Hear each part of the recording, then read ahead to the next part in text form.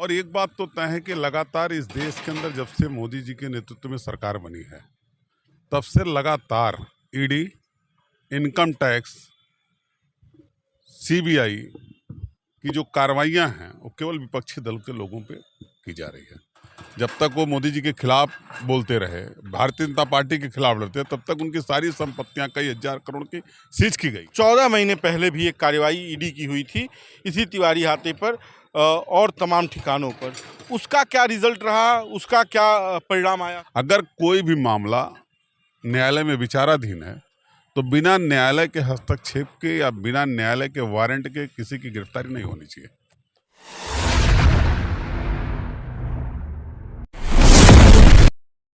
नमस्कार, बेधड़क खबर देख रहे हैं आप और मैं हूं आपके साथ शशांक।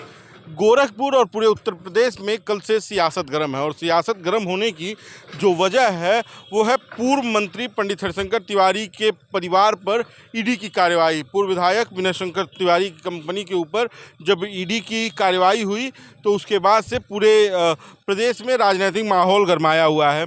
लेकिन अभी तक इस कार्रवाई के बाद जिस पार्टी के नेता हैं, समाजवादी पार्टी के नेता, उसकी तरफ से क्या स्टैंड है, वो क्या इसको लेकर निर्णय करना चाहती है और किस तरह से इस लड़ाई को आगे देखती है, इस सभी विषयों पर चर्चा करने के लिए हमारे साथ समाजवादी पार्टी के प्रवक्ता कीर्तिनिधि पांडे जी हैं। सर, स्वागत है आपका। और पहला सवाल ये कि कल कार्रवाई हुई है जिसको लेकर पूरे प्रदेश की सियासत में एक अलग गर्माहट है, कैसे देखते हैं इस कार्रवाई को आप? देखिए, लगातार जब से छापे की कार्रवाई हुई है और जब से उनकी गिरफ्तारी की खबर आई है विनय शंकर तिवारी जी के। विनय शंकर तिवारी जी हमारे पार्टी के राष्ट्रीय सचिव हैं। उनके बड़े भाई कुशल तिवारी जी पूर्व सांसद भी और हमारे पार्टी के उम्मीदवार भी रहे लोकसभा। हम लोग लगातार उनके संपर्क में हैं, उस परिवार के लगातार उनसे मिलजुल रहे हैं, लगातार उसकी जानकारी कलेक्ट कर रहे हैं। और एक बात तो तय है कि लगातार इस देश के अंदर जब से मोदी जी के नेतृत्व में सरकार बनी है, तब से लगातार ईडी, इनकम टैक्स, सीबीआई की जो कार्रवाइयां हैं वो केवल विपक्षी दल के लोगों पे की जा रही है। और अगर रेशियो देखेंगे, रिजल्ट का रेशियो देखेंगे, उसका परिणाम देखेंगे कि छापे की कार्रवाई के बाद फाइनल रिजल्ट का आया, तो फाइनल रिजल्ट में मैक्सिमम लोग बरी हो गए हैं। या जो आरोपी पकड़े गए, अगर वो भारतीय जनता पार्टी के साथ चले गए तो बाइज्जत बरी हैं। उनके जितने संपत्तियां सीज की गई थी वो सब रिलीज कर गए। आप अजित दादा पवार के बारे में जानते हैं, महाराष्ट्र के उप मुख्यमंत्री हैं। जब वो विपक्ष में थे, एनसीपी के नेता थे, जब तक वो मोदी जी के खिलाफ बोलते रहे, भारतीय जनता पार्टी के खिलाफ लड़ते, तब तक उनकी सारी संपत्तियां कई हजार करोड़ की सीज की गई। और जैसे वो बीजेपी से दोस्ती कर लिए, बीजेपी के साथ चले गए, उनकी सारी संपत्ति रिलीज कर दी गई। ऐसे कई उदाहरण इस देश के अंदर है। इसलिए हम लोग एक बात जानते हैं कि लगातार विपक्षी दलों को बदनाम करने की साजिश है, हमारी पार्टी को बदनाम करने की साजिश कर रहा है। लेकिन उससे महत्वपूर्ण बात है कि कल पूर्व सांसद जी से भी बात हुई। उन्होंने बताया कि मामला न्यायालय में विचाराधीन है। अगर कोई भी मामला न्यायालय में विचाराधीन है तो बिना न्यायालय के हस्तक्षेप के या बिना न्यायालय के वारंट के किसी की गिरफ्तारी नहीं होनी चाहिए। लेकिन किन परिस्थितियों में, किन दबाव के तहत गिरफ्तारी हुई, ये बहुत सोचनीय प्रश्न है और पूरा देश इस बात को समझ रहा धीरे धीरे। एक सवाल इसी पे मेरा है। आपने कहा कि जो लोग भाजपा के खेमे में चले जा रहे हैं, भाजपा के पाले में चले जा रहे हैं, उन पर कार्रवाइयाँ नहीं हो रही हैं। 14 महीने पहले भी एक कार्रवाई ईडी की हुई थी इसी तिवारी हाथे पर और तमाम ठिकानों पर। उसका क्या रिजल्ट रहा, उसका क्या परिणाम आया था? देखिए, 14 महीने पहले जब कार्रवाई हुई थी, उसी कार्रवाई को लेकर के, उसी नोटिस को लेकर के ईडी के ये लोग कोर्ट गए। कोर्ट में मामला विचाराधीन है। लोअर कोर्ट से, एकाध कोर्ट से इनके पक्ष में डिग्री भी है। मामला हाई कोर्ट में पेंडिंग है, मामला हाई कोर्ट में चल रहा। दोनों पक्ष अपनी अपनी दलीलें कोर्ट को दे रहे हैं। लेकिन बिना हाई कोर्ट के हस्तक्षेप के किन परिस्थितियों में गिरफ्तारी हुई, ये सोचनीय और विचारणीय प्रश्न है। आगे पार्टी का क्या निर्णय है, आगे क्या स्टैंड है समाजवादी पार्टी का? चूंकि आपकी पार्टी के वरिष्ठ नेता हैं, प्रत्याशी रहे हैं, पूर्व विधायक रहे हैं, उनके बड़े भाई भी, और एक बड़ा राजनीतिक परिवार है पूर्वांचल का, उत्तर प्रदेश का। आगे क्या स्टैंड है समाजवादी पार्टी? देखिए, पूरी समाजवादी पार्टी उनके साथ खड़ी है, गोरखपुर से लेकर के पूरे प्रदेश की।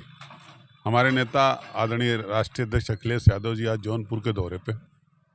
हमें भरोसा है कि कोई न कोई गाइडलाइन पार्टी के लिए जारी होगी और पूरी पार्टी आदरणीय विनय शंकर तिवारी जी और उनके परिवार के साथ खड़ी है। एक बात मैं और कहूँगा कि देखिए, उत्तर प्रदेश के मुख्यमंत्री जिस जनपद से आते हैं और कहीं न कहीं भारतीय जनता पार्टी दबाव बना करके इस पूर्वांचल के बड़े सियासतदार परिवार को बदनाम करने की साजिश कर रही है।